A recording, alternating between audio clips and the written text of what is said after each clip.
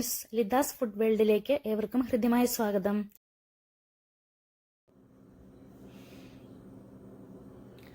ഇന്ന് ഞാനിവിടെ തയ്യാറാക്കാൻ പോകുന്നത് വറുത്തരച്ച ഒരു മുട്ടക്കറിയാണ്. ഉരുളക്കിഴങ്ങും തക്കാളിയും എല്ലാം ചേർത്താണ് ഞാനിത് ഉണ്ടാക്കുന്നത്. അപ്പോൾ നമുക്ക് ആവശ്യമായിരിക്കുന്ന ഇൻഗ്രീഡിയൻസ് എന്തൊക്കെയാണെന്ന് നോക്കാം. ഒരു 7 മുട്ട പുഴുങ്ങി തോട് കളഞ്ഞ് എടുത്തിട്ടുണ്ട്.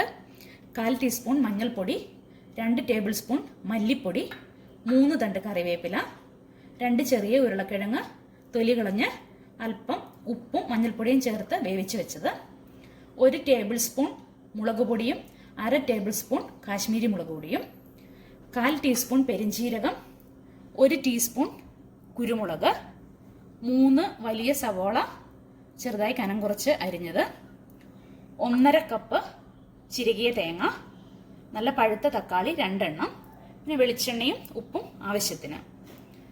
പിന്നെ ഇത് നമ്മൾ തേങ്ങ വറുക്കുന്ന കൂട്ടത്തിൽ 4 പച്ചമുളക്, 3 ചുവന്നുള്ളി, ഒരു ചെറിയ കഷ്ണം ഇഞ്ചി, 2 അല്ലി വെളുത്തുള്ളി അരിഞ്ഞു വെച്ചിട്ടുണ്ട്. ഇതിൽ 1 പച്ചമുളകും പിന്നെ ചുവന്നുള്ളിയും ഇഞ്ചിയും വെളുത്തുള്ളിയും ചേർത്ത് നമ്മൾ മസാല തയ്യാറാക്കാനുള്ള തേങ്ങ വറുക്കുമ്പോൾ അതിൽ ചേർത്ത് വറുത്തെടുക്കും. അപ്പം നമുക്ക് ആദ്യം ഇതിന് മസാല തയ്യാറാക്കാനായിട്ടുള്ള തേങ്ങയെല്ലാം വറുത്തെടുക്കാം.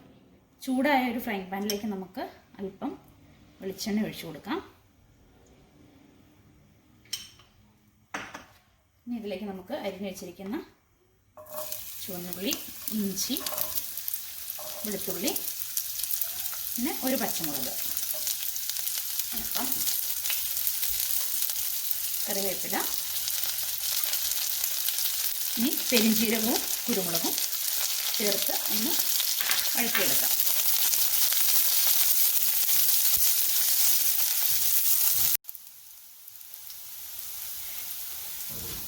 ഇനി നമുക്കിതിലേക്ക് ചിരകി വെച്ചിരിക്കുന്ന തേങ്ങ ഇട്ട് കൊടുക്കാം. നന്നായി ഒന്ന് ചുവക്കെ വറുത്തെടുക്കാം. തീ ഒരുപാട് കൂട്ടി വെക്കരുത്, കരിഞ്ഞു പോകും.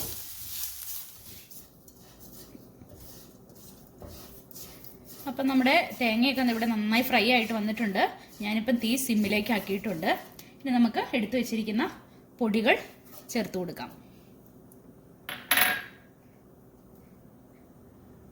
നമ്മളിതിൽ കുരുമുളകും മുളക് പൊടിയും ചേർക്കുന്നുണ്ട്. അപ്പം അതൊക്കെ നമുക്ക് ആവശ്യത്തിനുള്ള എത്രയാണോ എരിവ് വേണ്ടേ അതിനനുസരിച്ച് കൂട്ടുകയും കുറയ്ക്കുകയൊക്കെ ആകാം.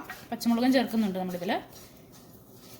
ഇനി ചെറുതായിട്ടൊന്ന് തീ കൂട്ടിയിട്ട് ചെറുതായിട്ട് ഒന്ന് ഈ മസാലയും കൂടി ഒന്ന് മൂപ്പിച്ചെടുക്കാം. അതിനുശേഷം നമുക്കൊന്ന് ചൂടാറാൻ വയ്ക്കാം. എന്നിട്ട് മിക്സിയിൽ അരച്ചെടുക്കാം.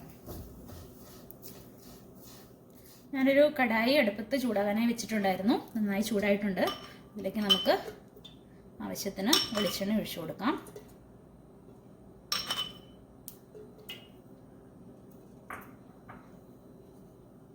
ഇതിലേക്ക് നമുക്ക് അരിഞ്ഞു വെച്ചിരിക്കുന്ന സവോള ചേർക്കാം.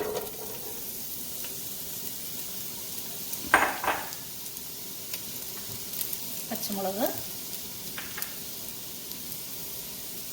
കറിവേപ്പില. ഇനി ഇത് അല്പം ഉപ്പ് ചേർത്ത് നമുക്ക് നന്നായി ഒന്ന് വഴറ്റിയെടുക്കാം.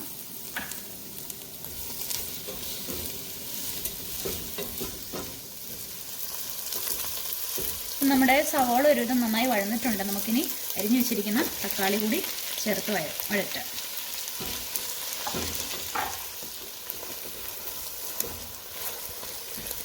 അപ്പോൾ നമ്മൾ ചേർത്ത തക്കാളി എല്ലാം നന്നായി വെന്ത് അലിഞ്ഞിട്ടുണ്ട്.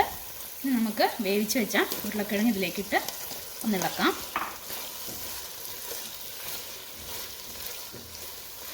ഇനി അരച്ച് വെച്ചിരിക്കുന്ന അരപ്പ് ചേർത്ത് കൊടുക്കാം. ഞാനൊരല്പം വെള്ളം ഒഴിച്ചാണ് അരച്ചെടുത്തത്.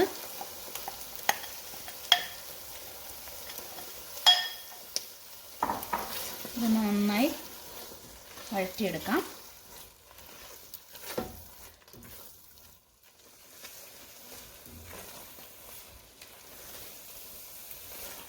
അരപ്പ് നന്നായി ചൂട് കയറിയിട്ടുണ്ട്. ഇതിലേക്ക് നമുക്ക് ഗ്രേവിക്ക് ആവശ്യമായിരിക്കുന്ന വെള്ളം ഒഴിച്ചു കൊടുക്കാം.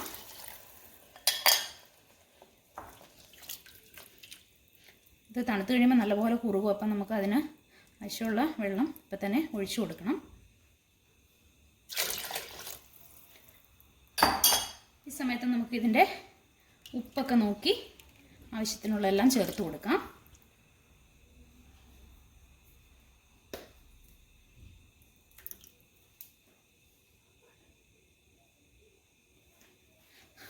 അല്പം ഉപ്പ് കൂടി ഇട്ട് കൊടുക്കാം. നല്ലപോലെ ഒന്ന് ഇളക്കി നമുക്കിതൊന്ന് അടച്ച് വെച്ച് തിളപ്പിച്ചെടുക്കാം. അതിന് ശേഷം നമുക്ക് പുഴുങ്ങി വെച്ചിരിക്കുന്ന മുട്ട ഇട്ട് കൊടുക്കാം.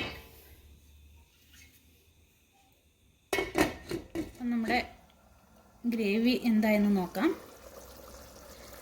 നന്നായിട്ട് തിളയെല്ലാം വന്ന് എണ്ണയെല്ലാം തെളിഞ്ഞ് തുടങ്ങിയിട്ടുണ്ട്. ഇനി ഇതിലേക്ക് നമുക്ക് പുഴുങ്ങി വെച്ചിരിക്കുന്ന മുട്ട ചേർത്ത് കൊടുക്കാം. ഞാനിങ്ങനെ മുട്ട ഇങ്ങനെ ഇതുണ്ടോ ഇതുപോലെ ഇങ്ങനെ ഒന്ന് വരഞ്ഞ് കത്തി കൊണ്ട് എല്ലായിടവും ഇങ്ങനെ ചെറുതായി ഒന്ന് വരഞ്ഞിട്ടുണ്ട്. അപ്പം നമുക്ക് മസാലയെല്ലാം നന്നായി അകത്തേക്ക് കയറിക്കോളും. നിങ്ങൾക്ക് വേണമെന്നുണ്ടെങ്കിൽ മുഴുവനോടെ വേണമെങ്കിൽ അങ്ങനെ ചേർക്കാം. അല്ലെന്നുണ്ടെങ്കിൽ ഇനി ഒരു മുട്ട രണ്ടായി മുറിച്ചിടണമെന്നുണ്ടെങ്കിൽ അങ്ങനെയും ആകാം. ഞാനിപ്പോൾ ഇങ്ങനെയാണ് ചെയ്യുന്നത്. എല്ലാം ഇട്ട് കൊടുക്കാം. ഒന്ന് ചെറുതായി ഒന്ന് ഇളക്കി കൊടുക്കാം. അതിനുശേഷം നമുക്ക് കുറച്ച് നേരം കൂടി ഇതൊന്ന് അടച്ചു വയ്ക്കാം. ഗ്രേവി എല്ലാം അതിൽ നന്നായി ഒന്ന് പിടിക്കട്ടെ.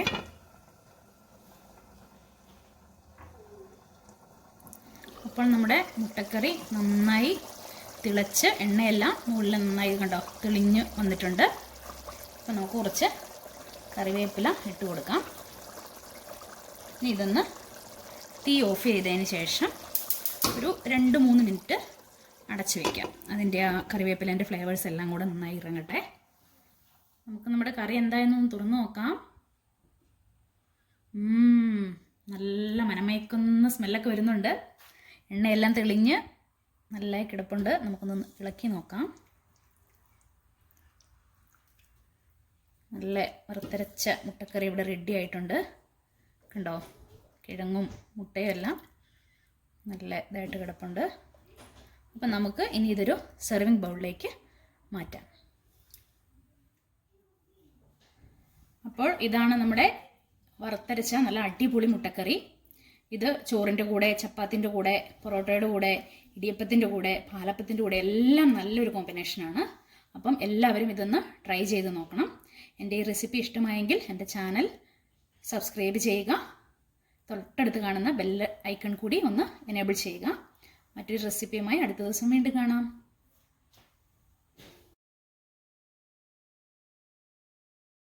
കുറച്ച് അല്പം ഉപ്പും മഞ്ഞൾപ്പൊടിയും